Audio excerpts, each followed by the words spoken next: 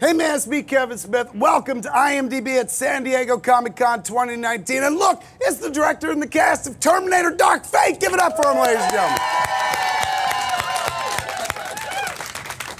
gentlemen. There's Tim Miller, of course, the director. You're a big figure here at Comic-Con for many reasons, not the least of which is you gave the world Deadpool.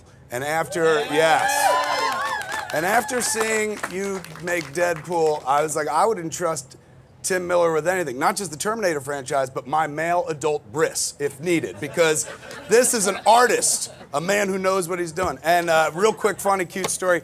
Like when I saw, I think it was the trailer for Deadpool, or maybe I saw Deadpool. We were on a podcast I do, Fat Man Beyond, and I was going like, this kid, Tim Miller, this brand new kid who made this movie, because he hadn't made a feature before. I was like, this kid, he's the future of cinema, man. Like, I'm an old man. This young buck he's taking it all over. And Tim sent me an email going like, thank you for the compliments. I'm 50 years old. So, tell me about doing Terminator. Last time we chatted, it was like you were just whispering about it. Now you've actually got something to show. You're leading off Hall H today. Is that what I understand? That is the plan, unless somebody changed the agenda, I think. No. We couldn't be prouder. I mean, the movie is still in post, but I think we all know enough to feel pretty confident about what we've got here. It's only my second movie, so I still know very little about what the fuck I'm doing.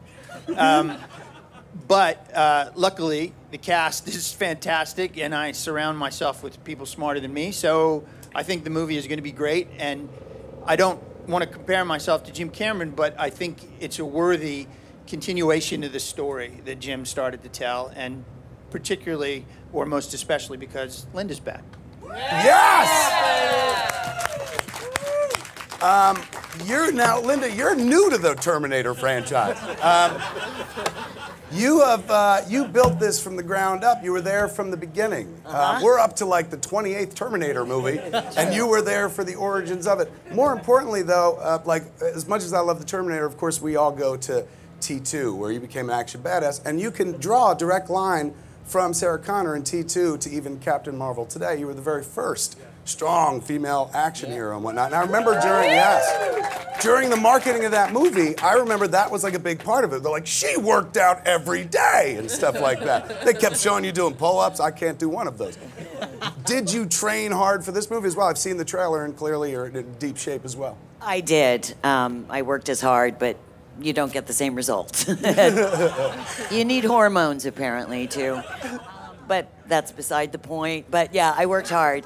The body in motion, just have to, move and move like a young woman. And I think the biggest difference is that when I go down, it takes me a little longer to get up. That's pretty much it. Right. Just, a little bit longer to get up. Now, did you also function as the go-to on set? Because you're the one person I would imagine in the entire operation who's been there since the beginning. So people could come to you and be like, oh, is this accurate? And you could be like, well, back when we started this shit. That was not the intention. No, yes. But I did.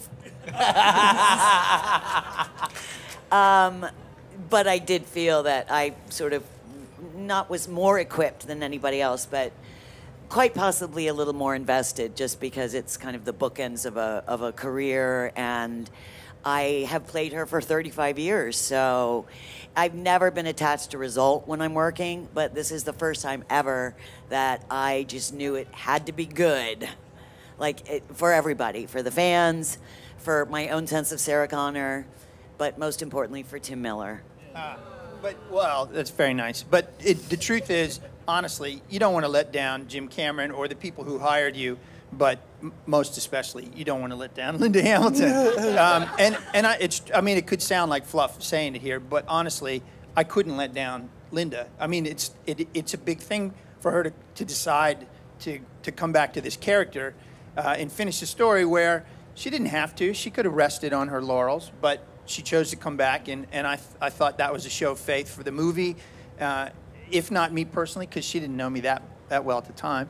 But I couldn't let her down, It's so rare that any performer gets to take a character throughout the course of their life to grow a character. So the first time, you play Sarah Connor, you're like, oh, I got a job. This time, it's like, oh, there's a lot of history, and I get to shape who Sarah became, and you know, she's had a wacky life, so obviously there's been character development. How did you prepare to go into her this time, and how much, rather, this is the question, how much of you is in that character? I think it's unavoidable to bring just everything that I am into Sarah Connor today. I mean, what appealed to me was the passage of time and what that does. You know, time changes us all. And so 27 years after the last one, I was like, my God, what internal riches I have gained.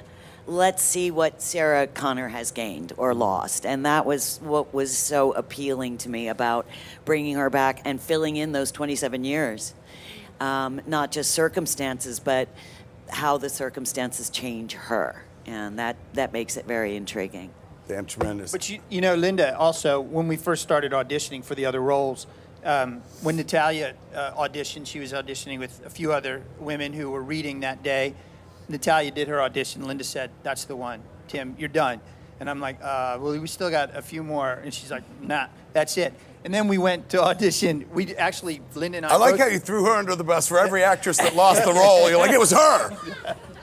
You know, it was just, you know, they were all quality actors, but Natalia just stood out. And it was the same with Mackenzie when we went to Ireland. She was shooting, and we actually flew to Ireland just to test Mackenzie with both Natalia and with Linda. And at the end of it, Linda writes Jim and says, "She's the one. She's a badass and human and relatable," which her character really needs to be. Mackenzie, like, of course we'll talk about this, but I'd be remiss if I didn't tell you that you're so good at your job that you made me want to be a young woman in a fake world in love with another young woman via San Junipero. That performance was like so heartbreakingly beautiful and one of my favorite pieces of entertainment ever created. This is so great. So when I saw you in the trailer, I was like, oh, it's a sequel. And it's not a sequel at all. What is it like? But there's another girl. Yes. What's it like to enter this world? The franchise has been around for 100 years at this point, man, and you get to come into it. Do you think, like, I'm going to bring something new to it, or what is the idea? I found it very intimidating. I think we shot for 96 days, and on the 96th day to Tim, I was still like, I don't know if I'm right for this part. I don't think I can do this. It was really hard. I mean, you told a very nice story about Ireland, but I remember it a little bit differently than that.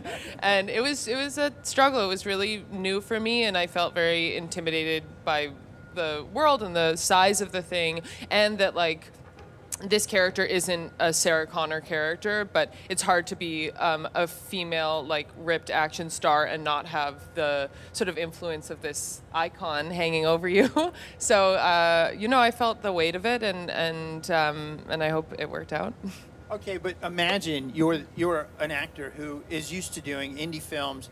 It's all about drama, and then you get into a movie, and if you don't, like Mackenzie says, she's not super athletic. She doesn't go climb mountains in her spare time. And then I say, okay, you see that Humvee hanging 60 feet up in the waterfall there? You're going to climb. We're going to wire you up. You're going to climb up there and climb around on that. And then you're going to fall off. And she's like, okay.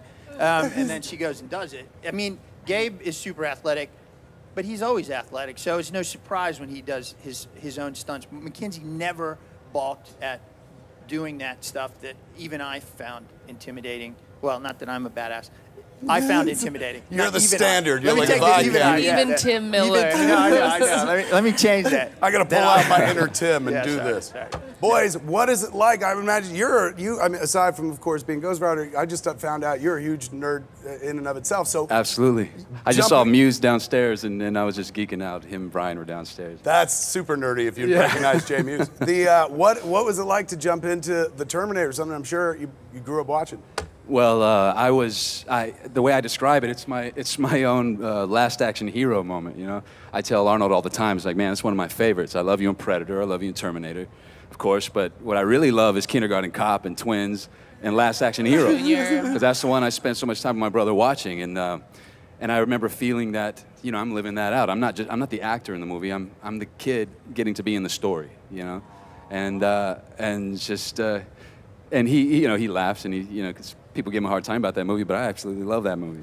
And no, it's just, you just made a bunch of people online go like, I'm gonna go watch that movie yeah, again. dude, go watch Last Action Hero. It's great. Yeah, kid gets a ticket. He gets to go through the movie screen, and he's in the movie. Don't spoil it, man. They'll go look it up. Oh, that's the beginning. But yeah, no, to play the Terminator is just a dream, man. It's just I try to do my best to find the best bits of Arnold and the best bits of Robert, and try to interweave them. And what you see on screen is mostly that. Yeah. They're pulling us out of here, Diego, but I got to get something out of you, man.